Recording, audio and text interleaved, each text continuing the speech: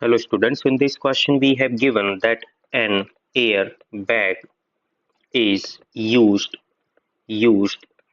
to safety because the momentum of a driver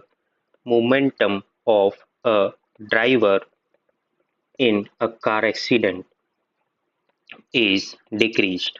Okay, so we have to tell how airbag reduced this force acting on the driver. So we can recall here the impulse momentum relation. So F multiplied by delta t, it is equals to m multiplied by delta v. This is the change in momentum. Okay. So here this time of contact is increased. Time